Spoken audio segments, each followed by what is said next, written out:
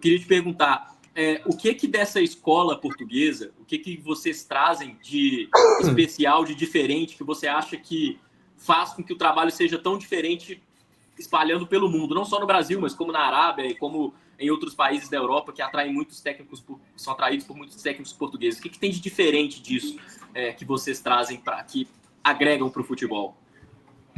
Então, eu gostaria de falar de 3 instituições que eu acho que são muito importantes nessa formação que você fala.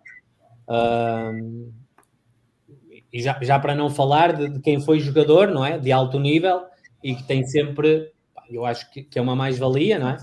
Porque acaba por ter uma bagagem e uma vivência de balneário que é sempre importante. Mas esquecendo isso, não é? E pensando que temos o José Mourinho, o Leonardo Jardim, estes 2 exemplos, por exemplo, que não foram grandes jogadores, foram jogadores básicos, mas que também conseguiram ter sucesso. Então, de facto, a gente pode perceber que temos também o Fernando Santos, que foi campeão europeu por Portugal, que não apesar de ter sido jogador, não foi assim um jogador de alto nível também. Mas pronto, para falar em alguns. Mas gostaria de falar de 3 instituições que eu acho que são importantes na formação académica, que é um complemento também muito importante e que dá também outra bagagem, outro complemento a quem quer ser treinador.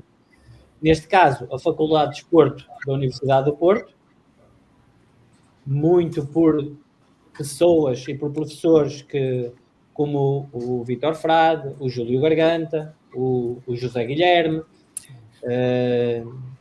sendo que o Vítor Frade e o José Guilherme mais ligados à priorização tática, o Júlio Garganta uma visão também muito interessante de futebol, mas mais integrativa. Pronto, são pessoas que te fazem pensar nas coisas, fazem-te pensar de forma diferente. Foi isso que me aconteceu a mim quando entrei na faculdade.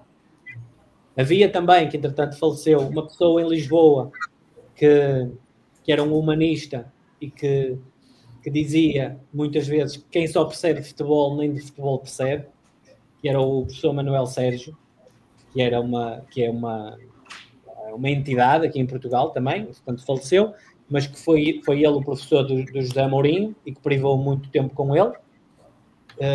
E na faculdade que trabalhava, era professor na Faculdade de Motricidade Humana. Também ele que passava muita informação e também eles são muito preocupados com a formação.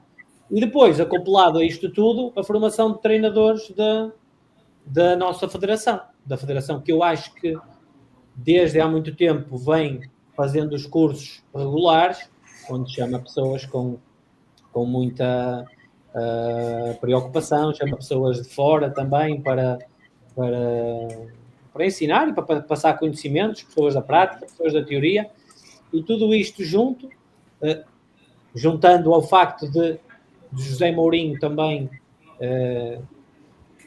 ter tido um efeito diferente de outros treinadores, não é? Porque ele conseguiu transportar o nome dos portugueses para o resto do mundo e acabou por abrir portas para todos nós, sendo que não foi isto que aconteceu, porque se nós virmos, o treinador brasileiro já vinha para Portugal antes.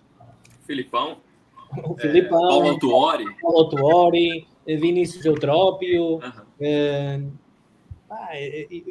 O que eu acho é que, não sei, eu não digo que seja toda a gente, mas sinto que por vezes há um pouco, eu acho que o Abel também vem quebrar um pouco e vem derrubar um pouco esse muro, mas eu acho que havia um pouco de inveja dos treinadores brasileiros, mas lá está, nós quando vinha um treinador brasileiro para cá, para nós era normal, nós já era normal recebermos jogadores brasileiros, é o que é, foi uma opção, vamos ver se tem valor e pronto, eu não acho que sejam melhores nem piores, acho que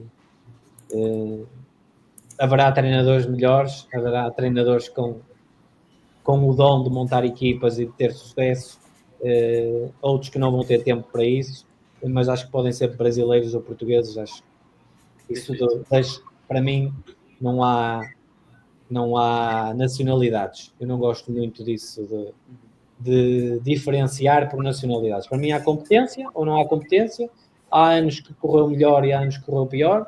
Já vimos treinadores ter sucesso em clubes e não ter sucessos noutros, e muito depende do contexto, não é? Vocês pegarem no Leonardo, no Al-Ain, também não teve sucesso, mas não quer dizer que não tenha agora. Mas tínhamos sido 2 anos antes, tínhamos sido campeões no Al-Ali, no Dubai, nos Emirados. Por isso, é o que é. É o contexto, é tudo junto. Mas para mim não há piores nem melhores.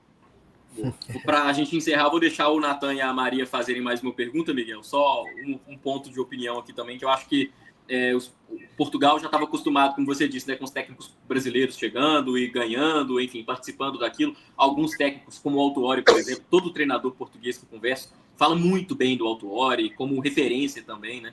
Eu acho que aqui no Brasil o que faltou foi o que Portugal fez na época, assim, aprender com os brasileiros e formar treinadores.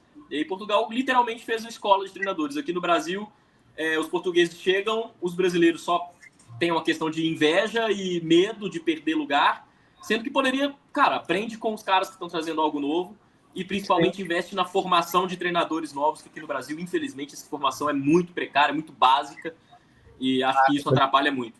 E quando surge um técnico novo no Brasil, como o Fernando Seabra, que treinou o Cruzeiro por aqui, colocam o cara num fogo danado para resolver ser o dono. Então chega aí, seu primeiro ano de profissional, seja campeão, se não for campeão é demitido. Enfim, infelizmente, os técnicos novos que vão surgindo têm essa pressão gigantesca. Isso é como um jogador que seja lançado aos leões a partida decisiva e pensar que ele vai resolver tudo, não é? Quer dizer, quase o paralelismo é o mesmo.